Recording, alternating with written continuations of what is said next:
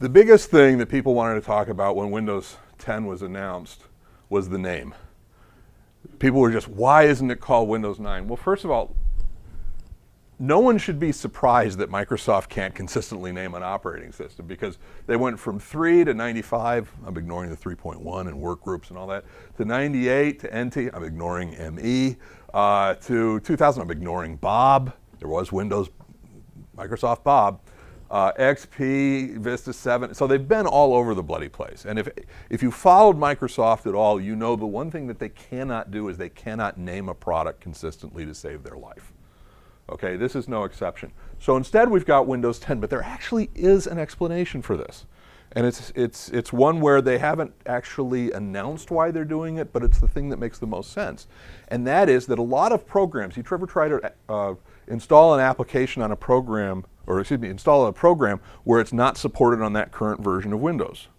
And it says, hey, not supported on this version of Windows. Well, one of the things those programs does is it checks the name of the operating system. And if it says Windows 9, 95, 98, it automatically assumes if the first number is a 9, it's not good.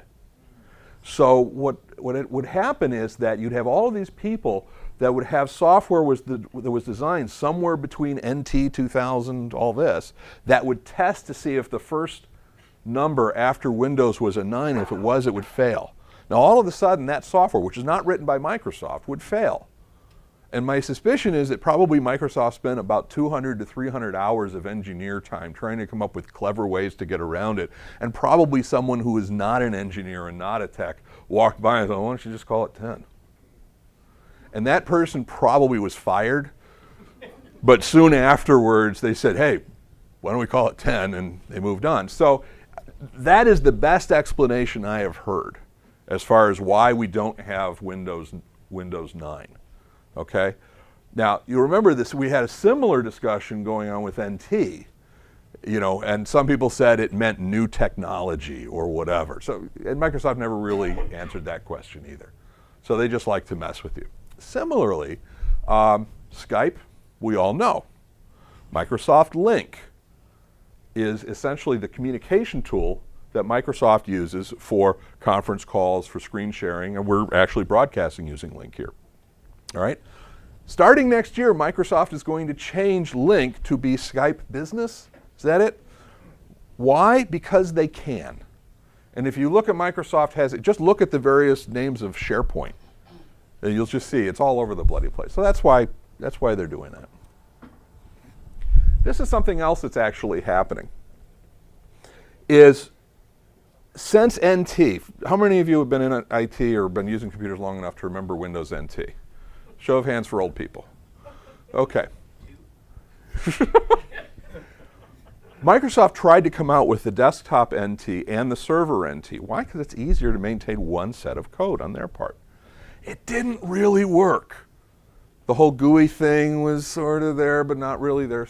But they never lost sight of that, and they've always tried to have, because if you only have one set of code to run the operating system, it's more economic. It's easier to write features for and all that. Well, they're taking that actually, because the only real issue we had until Windows 8 was we got a server and we got a desktop. 2 versions. Okay, and then we added phones. Really not the same code base. Okay, now we added tablets. Now so they basically kind of ended up with these different product lines, which have very different feature sets.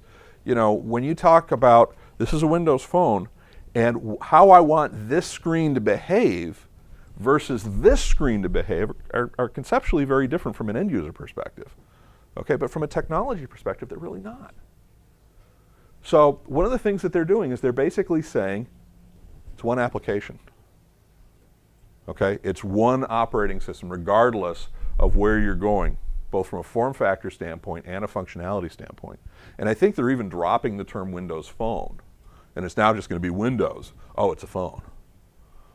Which will probably be changed to Octopus 3 by next year, but that's besides the point. So that's one of the things that's going on in the background. Okay, what does that mean to you? Really not much. Except for one of the things that you're going to, and you already had this in 8 and 8.1, is the look and feel and the basic performance of a tablet versus a laptop, versus a desktop, versus a phone is going to be the same. So once you learn how to work one of them, they'll all work the same with one major exception. This. Because most of us are not buying touch-enabled desktops. Now, you may have heard the story, Microsoft essentially, for when they were putting together Windows 8, a couple of Microsoft key executives were out wandering around the Computer Electronics Show, and one of the things they noticed was the smudge marks on all the monitors. All right, and they concluded that therefore everybody was so used to things being touch-enabled, they assumed they were touch-enabled, and therefore they said, you know what, our operating system, Windows 8, is going to be touch-enabled. Everybody will love it. It'll be fantastic. Not so much if your hardware isn't touch-enabled. And that was one of the big issues that came here. But the other thing to remember, and this is when we talked with our customers as far as planning and all that, is everything comes out every 2 years. Every 2 years, the key stuff gets refreshed. If you take a look at Office, if you take a look at Windows, if you take a look at SQL, if you take a look at Exchange, you take a look at all of the primary applications. Microsoft is not going to have that. We have XP in 2003, and then 7 or 8 years later, we're going to introduce a new product. They can't afford to do that. Okay, why? They want your money. Okay, they want recurring revenue. They want people to keep up to date. And in fact, I will say that my suspicion is within 2 years, tops, of course I've been saying this for a year, Office is going to lose the year. And it's just going to be called Office. And updates will just be pushed out on a regular basis. Okay? You're already seeing that with some of the stuff that Adobe's doing. It's hard to buy Adobe products. It's real easy to buy subscriptions. CAD, AutoCAD, Autodesk products are pretty much the same way. Why? Because we want the money. Most of our agreements with customers are based on recurring agreements. You pay less per month, but over a longer period of time.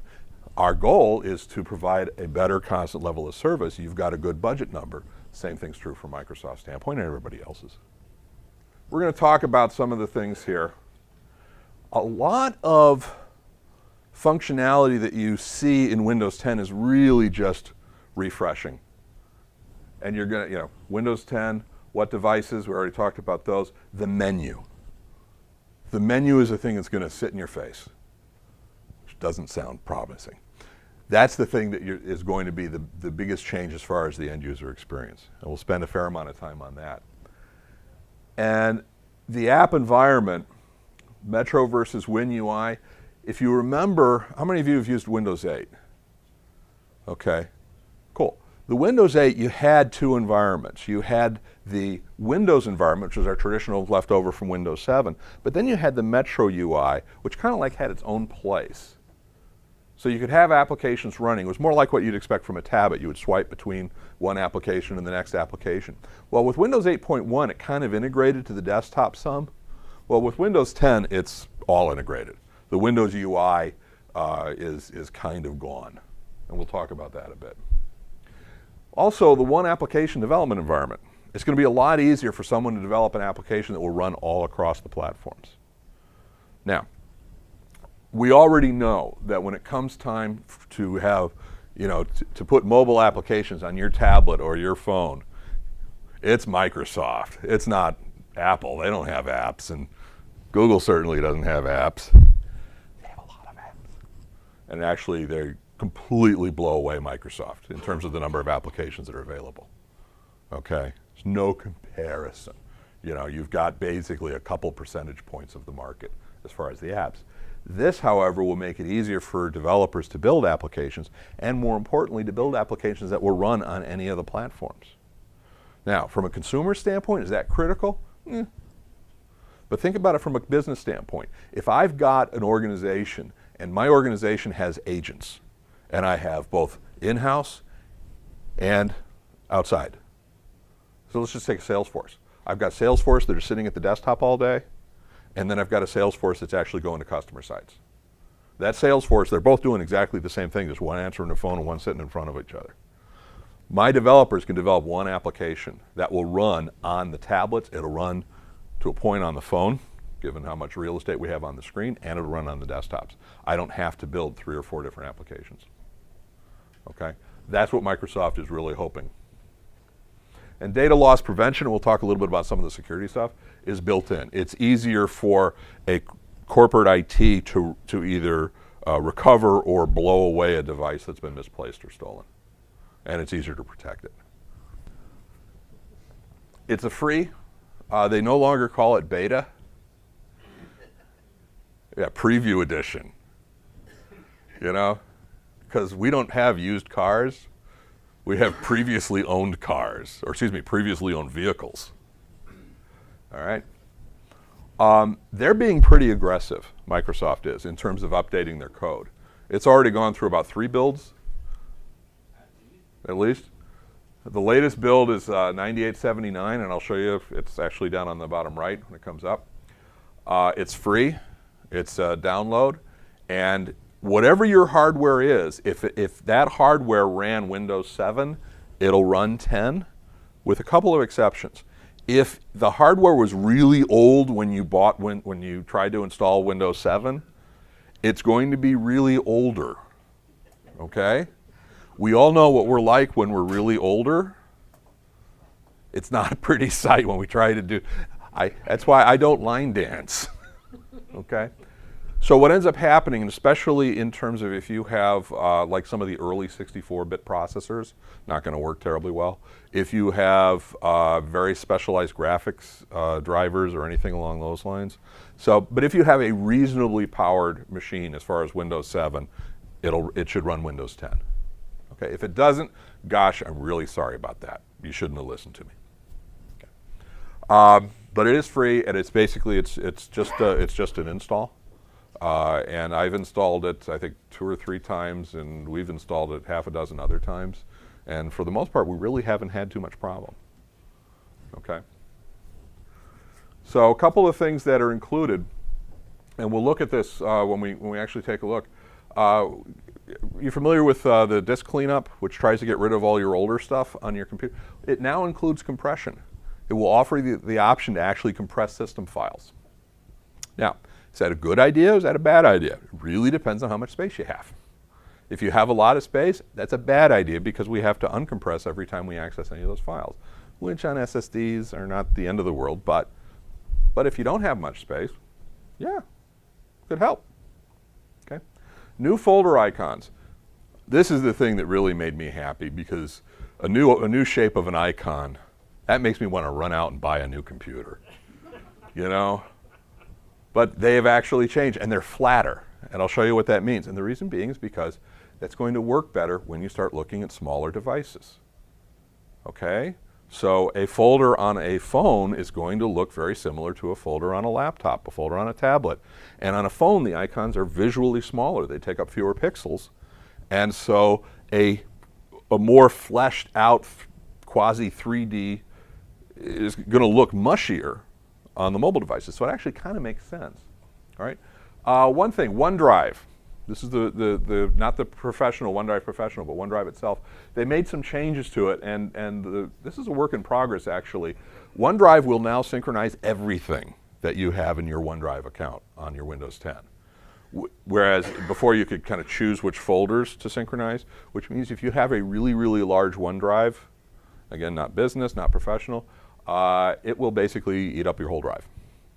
Okay, so be aware of that. There's also some additional, they gave you some abilities to remove some of the tasks. And then this is cool, the Insider Hub. It's a new application that actually lets you hear what they're doing, what the developers are doing, report issues, see what's going on. Okay, now there's also been rumors that there will be a free upgrade from Windows 8.1 to 10. Not 7, not 8, 8.1 to 10.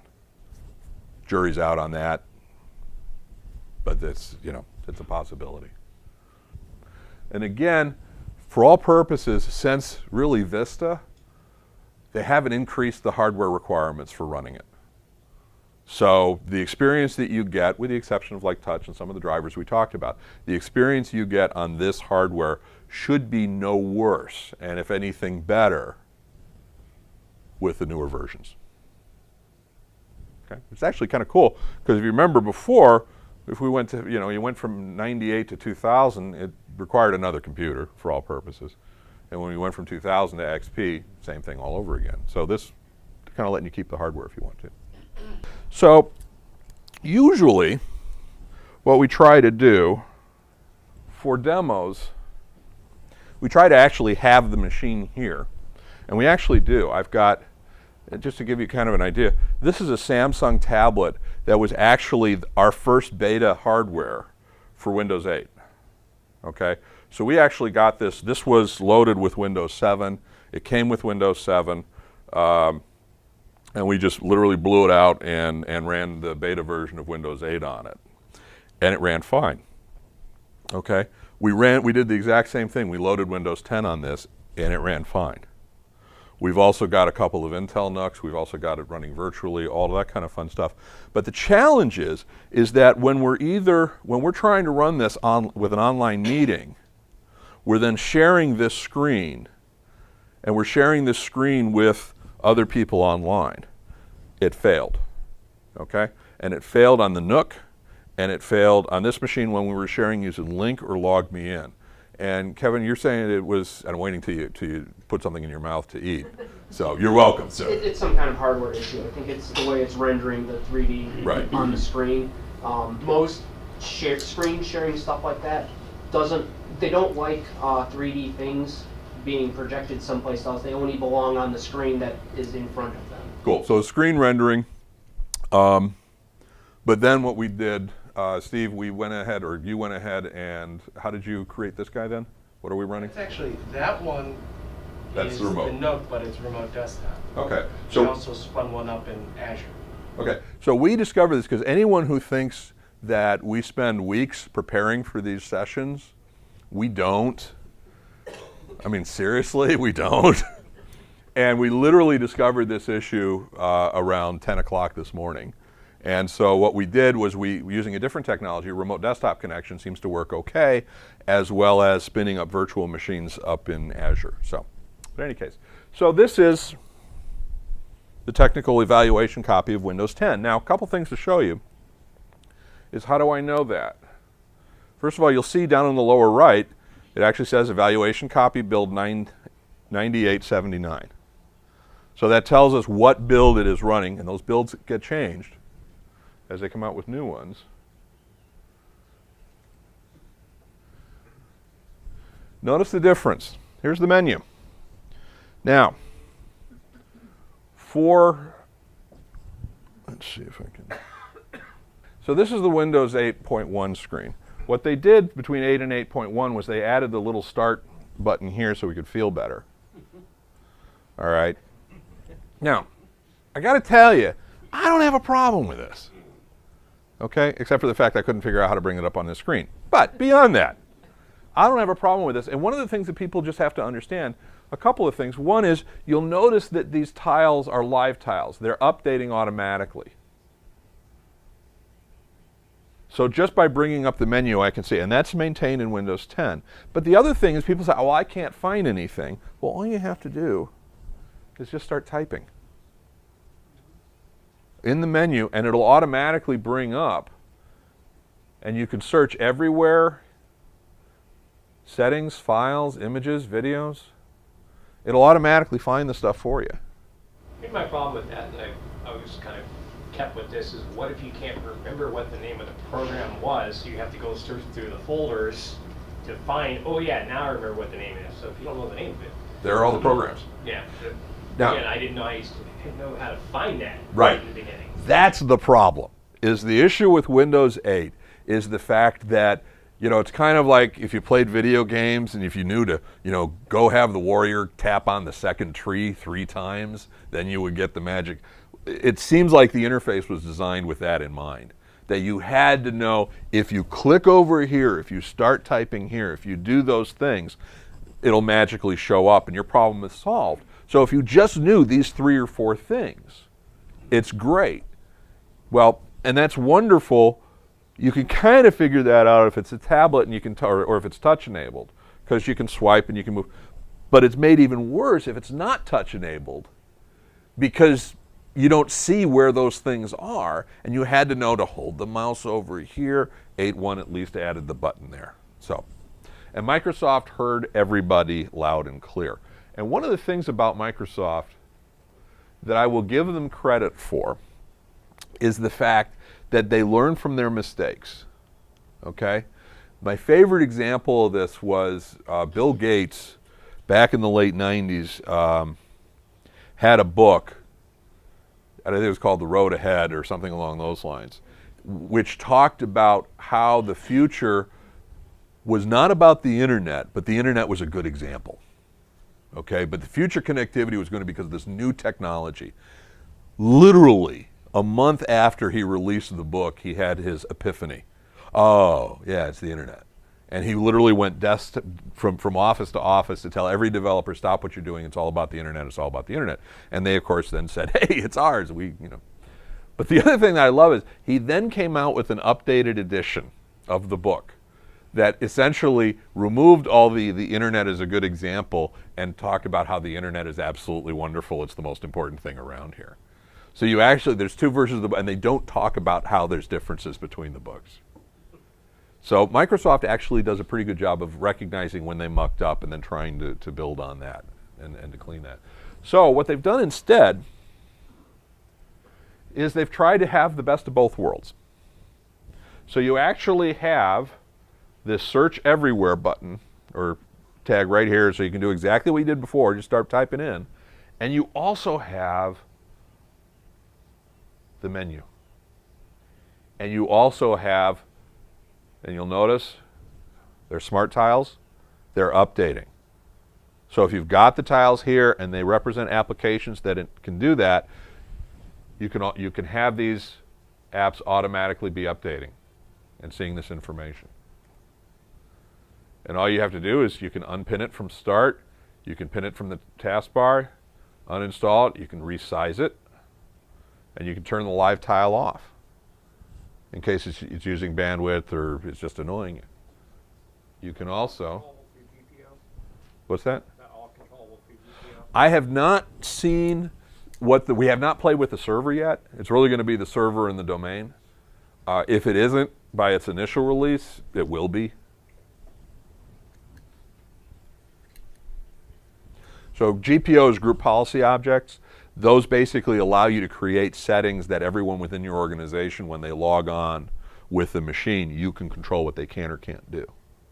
And you have a wide variety. You can get as we want to nail it down, they can only do these things, to they have a fair amount of freedom and flexibility. So it's a good question. Yeah, I haven't seen much written on the actual server, on the server yet. You can also resize it. Why would I want to resize it? One size fits all. If you have tablets that have less vertical space, then you're going to want that menu to be flatter. Okay? But this menu and these settings and these configurations are going to follow you when you, whether it be on your Windows Live or your domain, that experience is going to be remembered in your different devices. Okay? So I can have my tablet that's set up to look this way. I can have my laptop that's set up to look this way, so on and so forth. So what they're doing is they're trying to give you the best of both worlds. They're trying to say, hey, I want to specialize this view so it works for what I want, but I want to specialize the view so it works for what I want regardless of the hardware that I'm using it on. Okay? Does that make sense? And when you find an app, so I want to have, we'll go back to Word.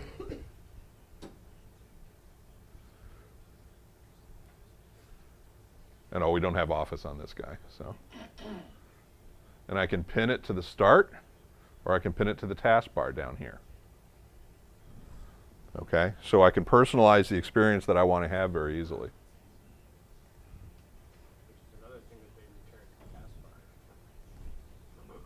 Yep, and you'll also notice that down here, if I go into weather, which was a Metro or Windows UI app, so it took part of the screen, or basically took over the screen. Now, well, yes it can. Now it's basically the same as other Windows applications. Okay. So again, they're trying to give us that whole tablet-like Metro UI or Windows UI experience, but still give you the desktop experience that you're used to. And just so we don't miss,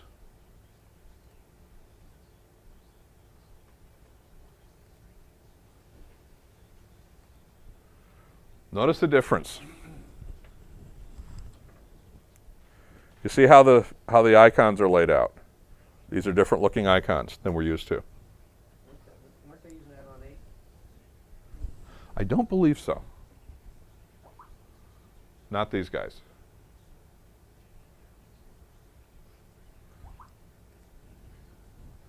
In the hub, the insider hub. Now, this is just logged on to a domain. So we don't have the direct access, but if you're logged on to a Microsoft account, it will sync. Now, do I have to re-log in to synchronize this? It'll let you log in. We're going to see what this does.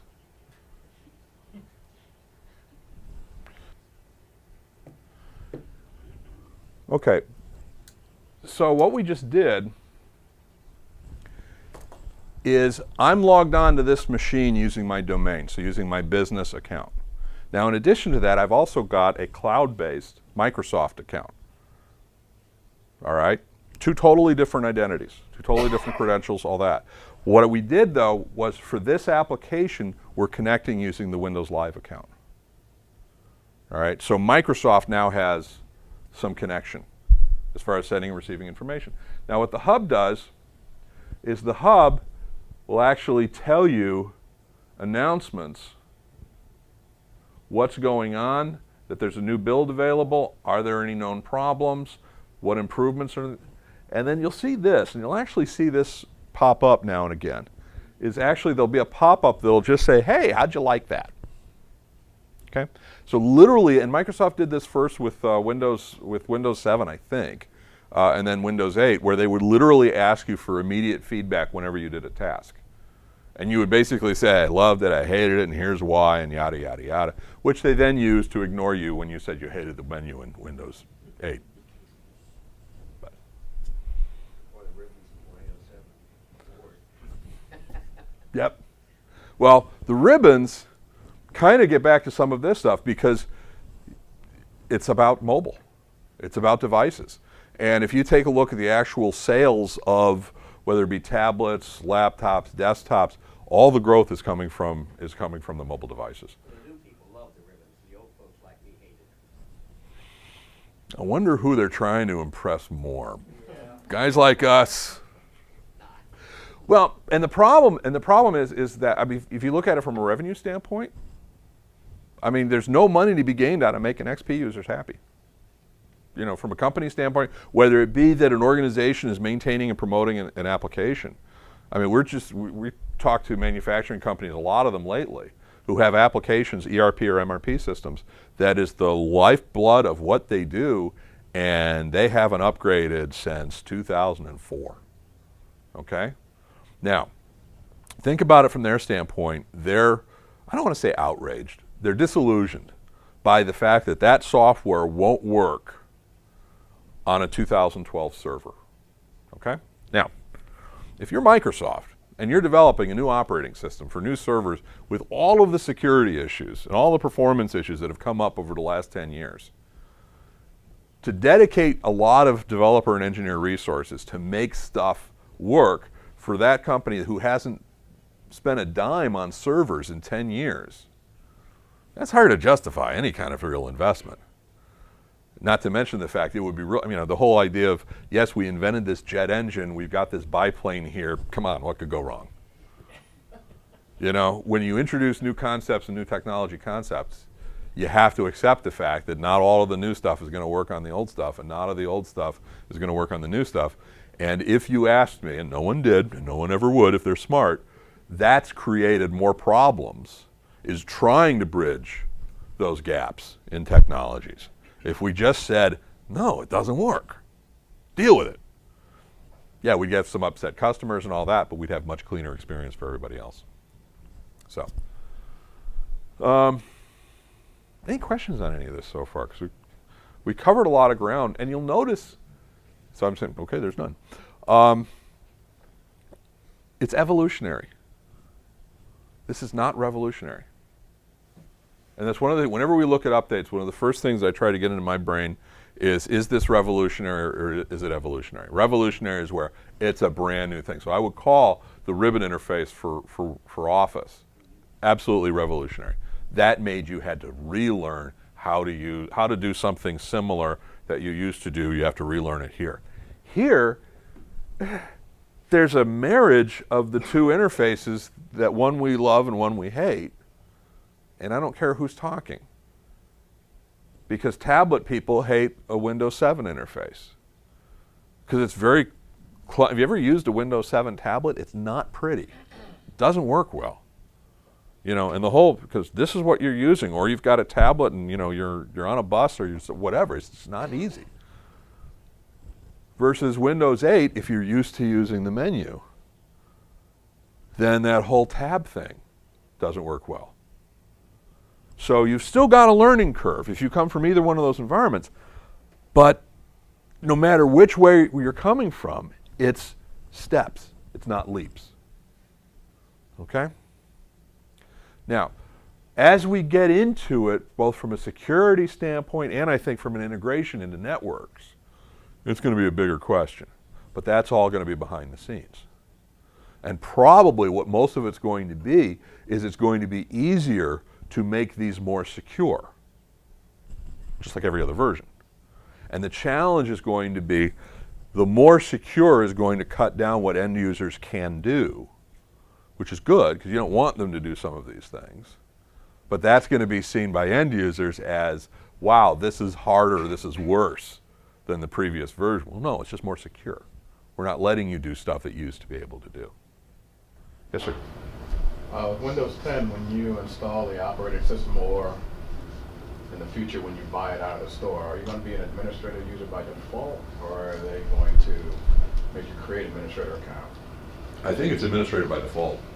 Still. Yeah.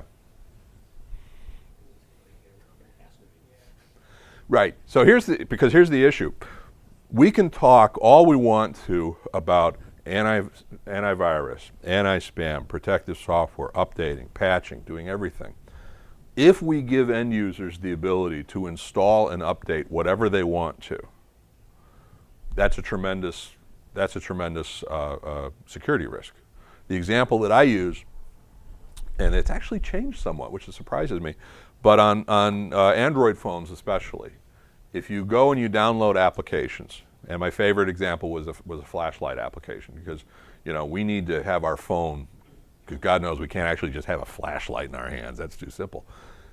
You install a flashlight application, you go to the store, and the top one, for the longest time, had literally 100 million downloads. Okay? That's how many people actually download and install the application. You had, if I remember correctly, 2.5 million likes. 2.5 million people took the time to rank it, and it ranked 4.5 out of 5. They liked it. They liked it a lot. The first thing it asked you when you installed the app is, can I have access to everything? Can I have access to your phones, to your contact list, to your files, to your network traffic? Because in order for me to make this bright, I need to have access to your network traffic. Now, am I saying that every flashlight application is spyware? Okay, or is possibly taking over your data? No.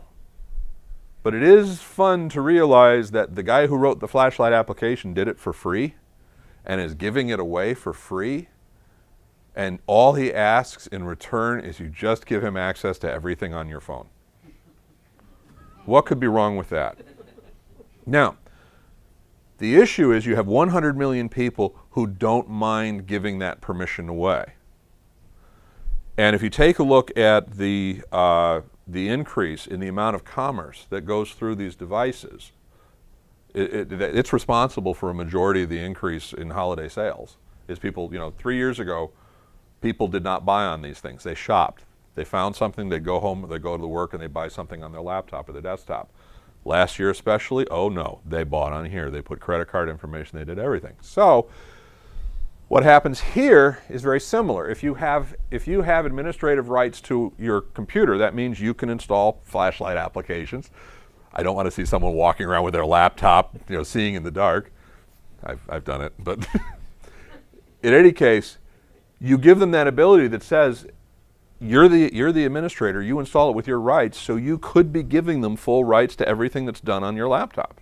So one of the first things we do, especially from the standpoint of a corporate environment, is we take away the administrative rights, which was tantamount to being taken out and tarred and feathered in the world of XP. Okay? There's really no good way to get around that. Nowadays, with Windows 7 and especially Windows 8, you can do that, and especially if you use tools like 9.9 or whatever, that's going to push out updates that otherwise the users wouldn't know how to do. But the problem is when you sell someone a computer, and you make that, and you try to talk to the end user, who we love-ish. When we try to talk to the end user and we try to explain the difference between an administrative account and a non-administrative account, I don't have to do that on an iPad. I don't have to do that on an Android tablet. Well, yeah, but you're doing a lot more potentially on these guys. Okay, well, I don't need to. I'm just going to go buy one of those. Because there's a certain, the two things I always talk about with end users is NIMBY and WIFM. Okay?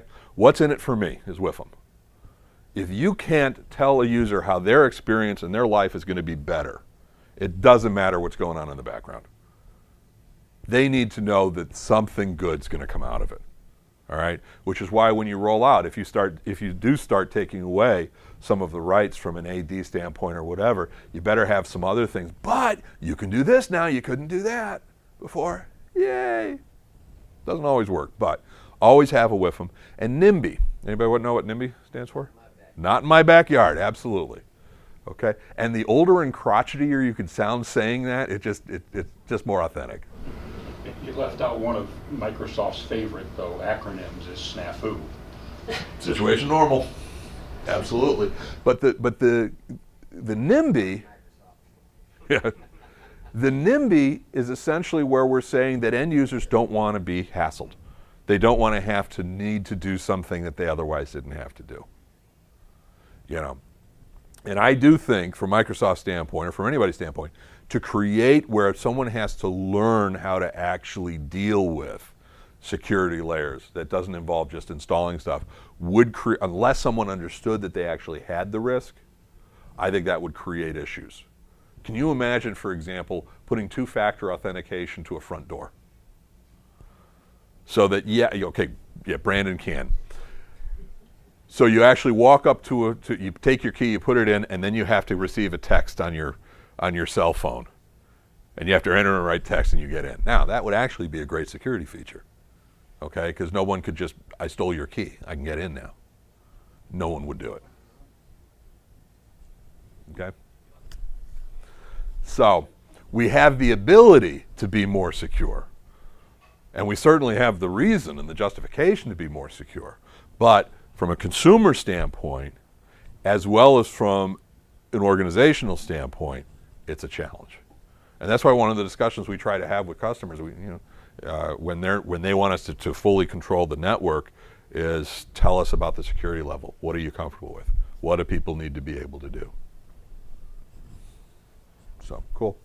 Other questions?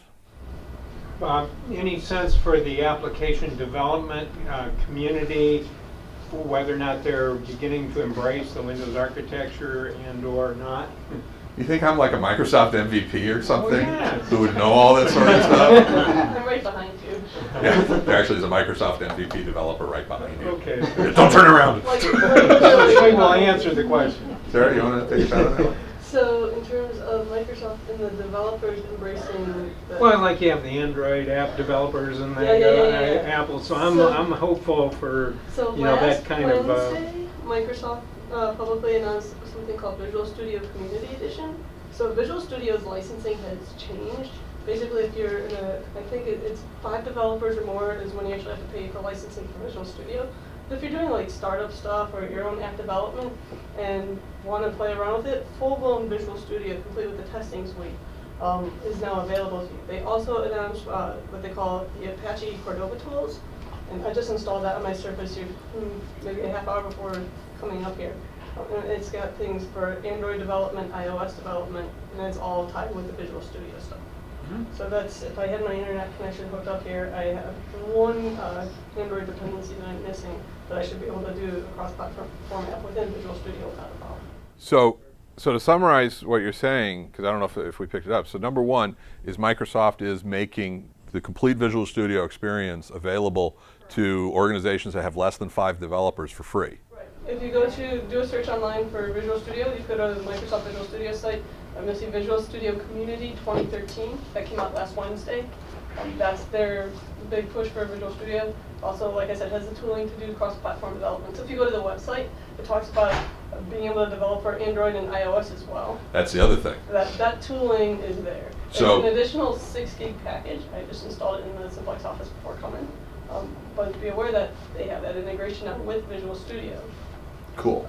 So now think about this now we're gonna step away from Windows 10 for a moment. So now we've got, not only can we develop for one operating system that's going to be across all the platforms, but now you've got one development environment that will allow you to develop or applications for Android, for iOS, as well as for Windows. Now, in addition to that, you take a look at 365, Office 365. There has been literally easily a dozen, if not more so, product releases that run on iOS and Android. We used to say, if you saw our, about a year and a half ago, we did one where we showed different platforms of tablets to say which one's best for business. And one of the things we always said on the non-Windows was, you don't have Office, you don't have Office, you don't have Office. Now pretty much you got Office. Slightly dumbed down version of Office, but you've got a version of Office from Microsoft that will run on all of the platforms. I think they finally got all the platforms, right? Oh no, who did they not? Android tablets. They still don't have Android tablets? I thought they did. It wouldn't surprise me if they got it within the past week or something, because they're updating it. But that's the new CEO, that's one of the big pushes that they're trying to make, is they want to become more and more of a service organization. And service organization regardless of platform. And you're going to see a lot more of that gelling, if you will. So far, short story long, experience has been good. The one bad experience that we had was simply in terms of having remote meetings and sharing the disk or sharing the screen, but using a remote desktop worked fine. Other than that, I haven't really seen any strong issues. Am I ready to put mission critical stuff on this? No way, because it's still beta, preview. But it's a good, so far it's pretty solid, and I think they're going to do well. Any other questions? Metro and Windows user interface. As far as I can see, basically they made Metro run inside a window. Yeah. That's basically it. For all purposes. So what they did, so the Metro or Windows user interface is now really part of this. And I should say, you actually can turn the Metro back on. You can revert back to the full, and you'd have to log off and log back on. So you can have your choice of whether or not to have that. A couple other things right here. You also have the search. Something about that might seem kind of redundant, having the search button. Mm-hmm. Microsoft's Smart Assistant Cortana for Windows Phone is going to be integrated into that. Right. So you're going to actually have the voice integration of Cortana. Why? It's one version of Windows. You can integrate things that way now. And Cortana is actually not bad. It's actually pretty useful. You also have the task view, which will show you all of the windows that you have open. So you can select. And also desktops. And then you have desktops. And what desktops allow you to do, if you have a collection of screens that's on your monitor here, you can actually create a second desktop that will allow you to have a second layout of screens. Like X did 25 years ago. Now on that desktop, let's say I've got 3 monitors and I've got 3 different things going on, working on in the collage. Will it have a separate desktop with 3 more monitors? Well, this is different. This is basically having a second desktop that uses the same real estate. You just switch back and forth between them. I think as far as the monitor goes, you can still set up where you have this bar is on all your monitors, and you just move the windows between them. Yeah, open windows and stuff, it would be like a clean slate desktop to work on, and then you just switch to the other desktop, and it would be all 3 monitors with whatever you were doing on there. The new desktop would cover all 3 monitors. So it's like a new environment for each desktop.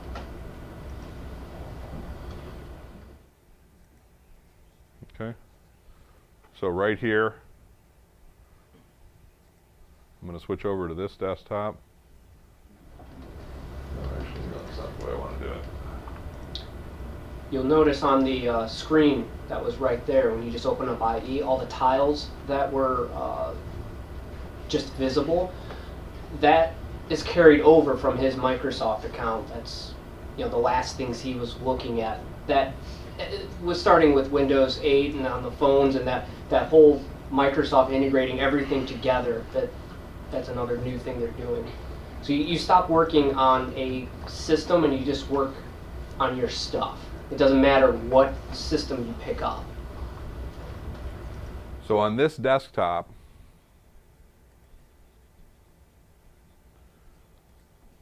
I just put Notepad. It's the only window I've got open.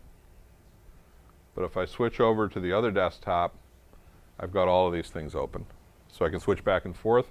But I can also use the taskbar here to just highlight and switch over that way as well. So it kind of gives me an additional layer of real estate using the exact same real estate. Okay, any other questions? Cool. Thank you all very much.